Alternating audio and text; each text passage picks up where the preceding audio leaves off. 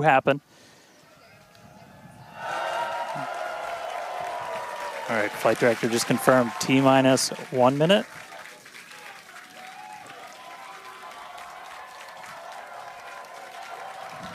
Key moment to look at in 10 seconds, that T-minus 40.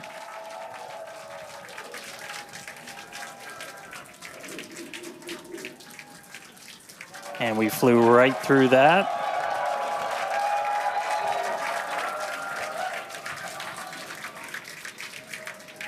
Flight directors go for launch. All right, we're now T-minus 20 seconds until liftoff of Starship Flight 6. This will mark our second attempt to catch the Super Heavy booster at the launch tower, as well as 10, 9, 8, 7, 6, 5, 4, 3, 2, 1.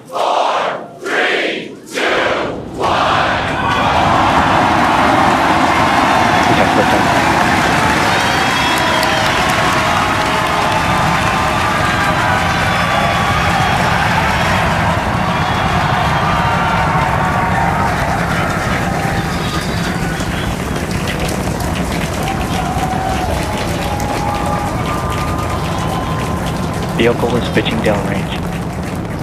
Booster Raptor, chamber pressure nominal.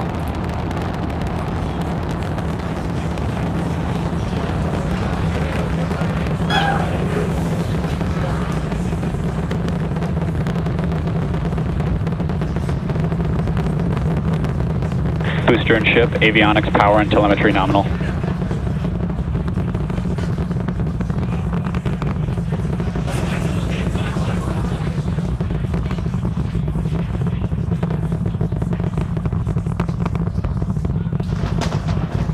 All right, we're just a little over a minute maximum into flight. Dynamic pressure. We're about 6 miles away, so all the sound's still hitting us here. Hearing good call-outs that power telemetry nominal, that's flying straight and true. We do see all 33 Raptor engines lit up on telemetry screens. At this point, we've passed through that point of maximum aerodynamic pressure, that max Q.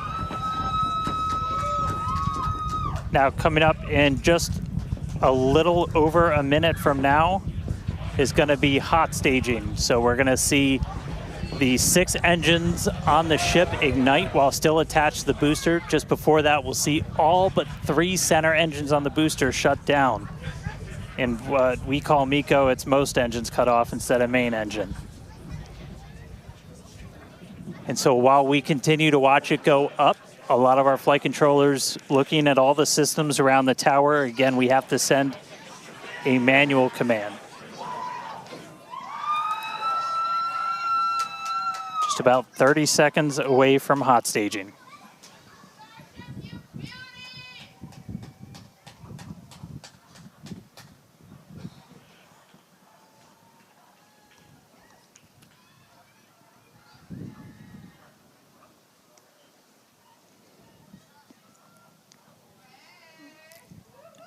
And we heard the tower is go for catch. Booster engine cut off. The return flag is set for true.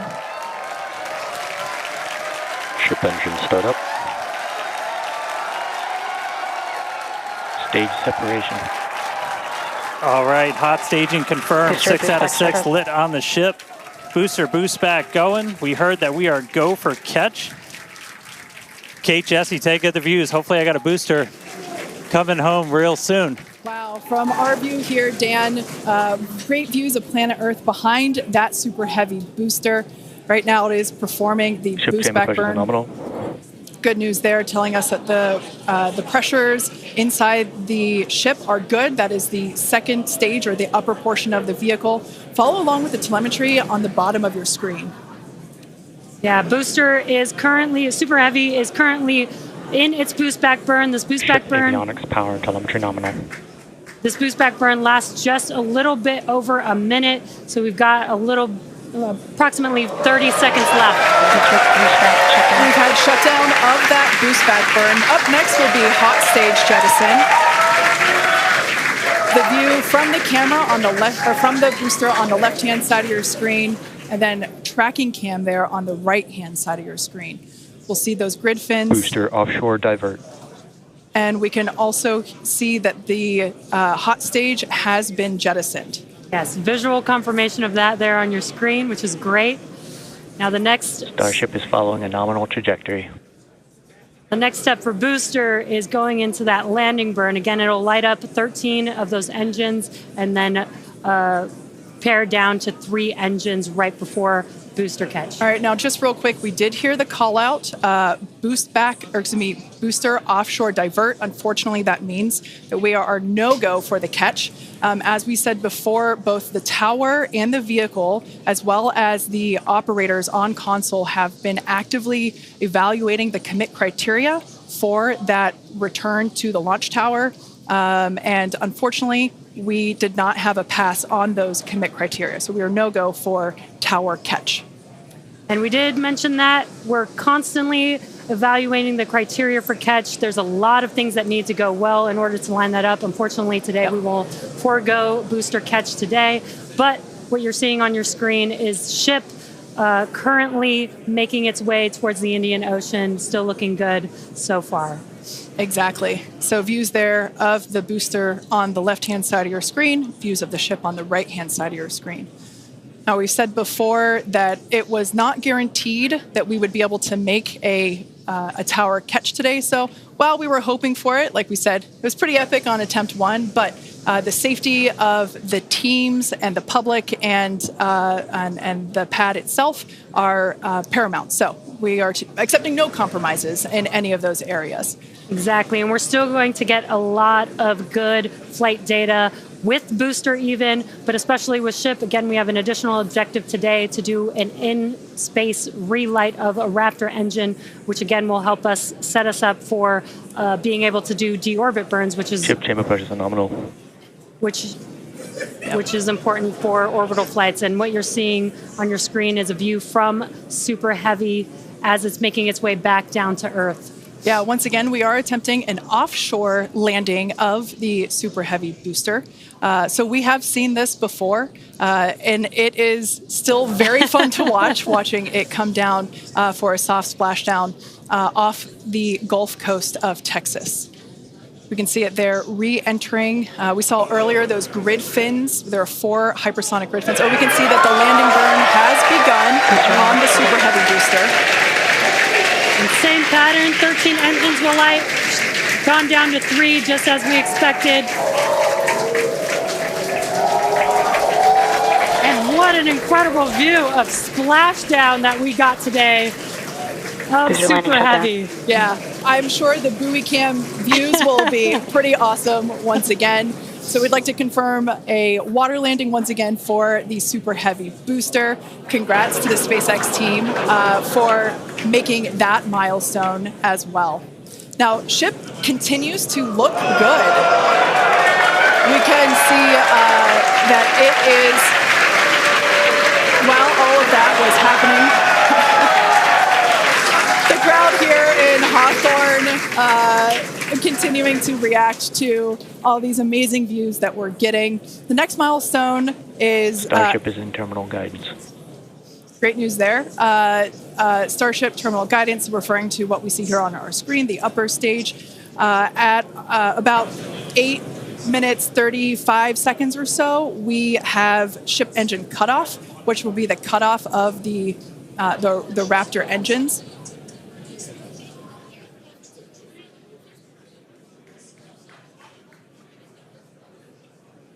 We can see on our screen ship giving us some incredible views brought to us by Starlink. This view is also very interesting because we can see basically the receding tile line that we referred to earlier, where we mentioned we have removed a number of heat shield tiles in order to test out and push the envelope on the ship and demonstrate what its capabilities are. Ship engine cutoff. And there we just heard call out for SECO, ship engine cutoff. Great news there. Everything continuing to look awesome for ship. Full view looking aft on ship here. Ship FTS is saved.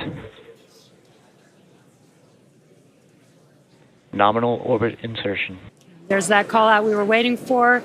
Confirmation of good orbital insertion for ship today. It has been a very exciting afternoon so far. We'd like to send it back over to Dan, who can give us that live view experience. Dan, once again, are you okay after witnessing another Starship launch?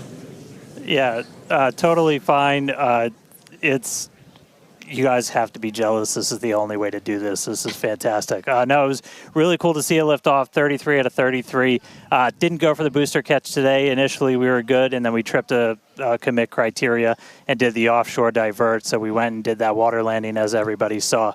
We'll dig into it a little bit more, but again, we've done it once, we've now done it twice. We're going to keep trying to do it, as this is just a core capability of Starship and what's going to make it so incredible.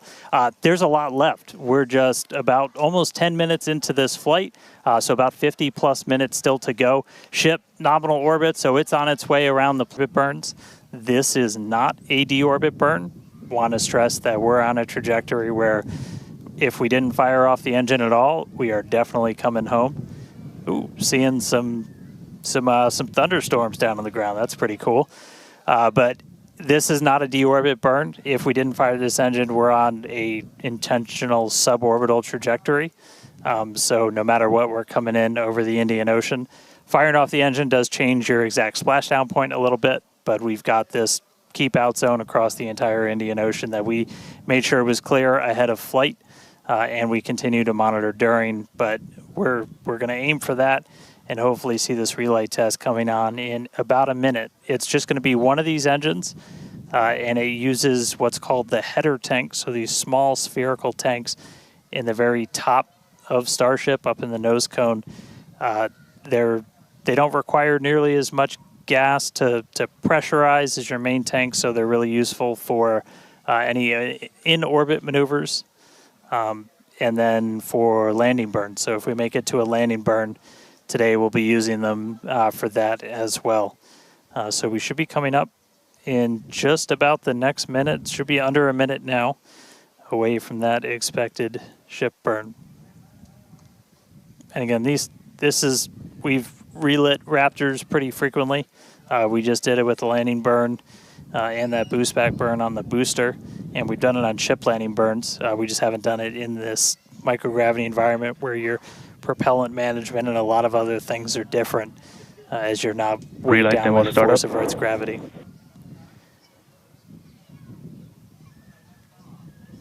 And just heard the call out for startup.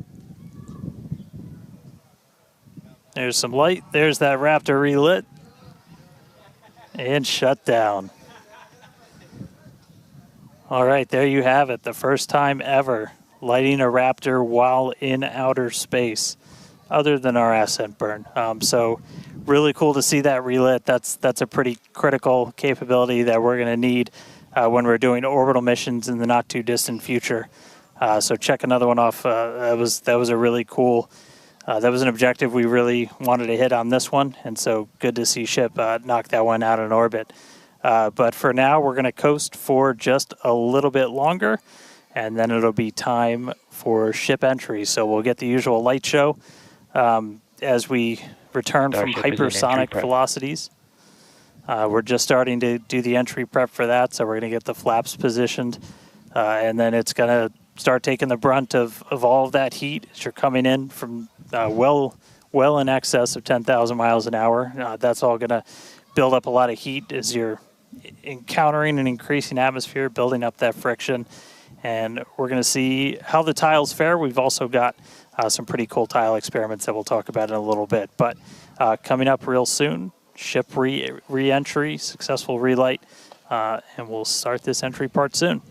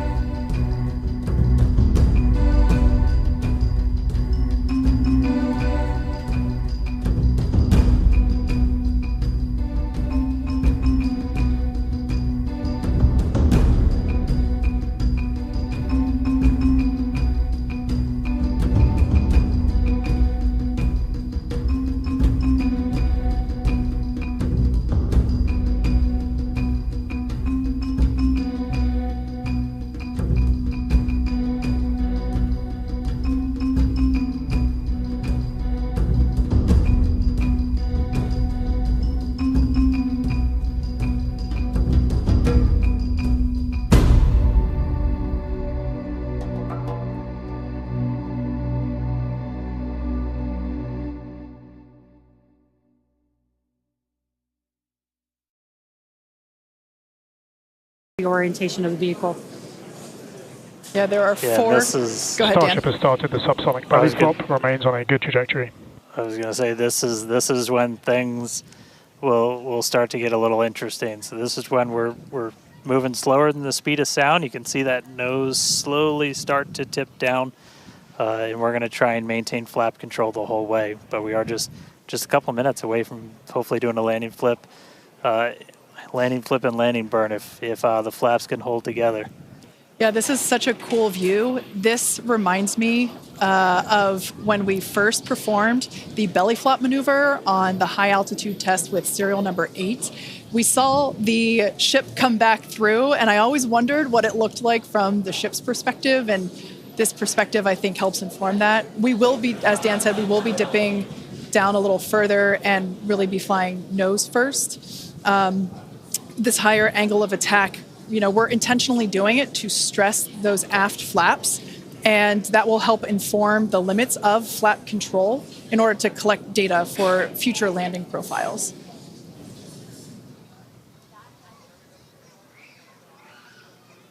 I mean, we're looking good so far. We've just got about 5 kilometers in altitude to go.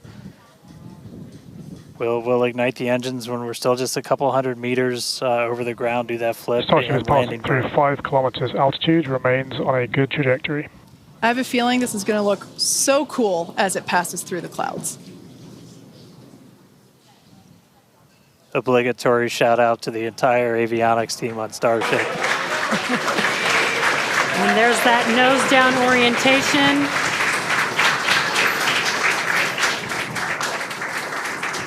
Now the Raptor engines will relight and help flip the booster back up. This is a more severe flip given the orientation. The engines will shut down prior to the water making impact, prior to the vehicle making impact with the water. Our ship is doing great so far. There's those engines relighting. What a great reorientation by Starship. Wow. All 3 down to 2 into the water. Starship is landed. Wow. And we have ship splashed down in the Indian Ocean. Some awesome buoy cam action here. Daylight views. Incredible. We really pushed the limits on shipping and made it all the way back down to Earth. I am shocked, to be honest. I think many folks are. The fact that it survived all the way through while flying a lesser gen heat shield is just absolutely incredible. And turns out the vehicle had more capability than our calculations predicted. And that is why we test like we fly. Exactly why we do that. And those views were absolutely incredible to watch. Because of Starlink, we were able to get the views all the way down, as well as the buoys, seeing ship touchdown in daylight. So cool, so cool. Now, we want to, unfortunately, wrap up the show. Yeah, exactly. We'll say congratulations to our teammates at SpaceX and to everyone who supported the Starship program. And thank you to all of our future customers for your support. We'd also like to thank the people of Cameron County, Texas, as well as the Coast Guard, the Federal Aviation Administration, the Government of Mexico, and the Australian Space Agency. Now, be sure to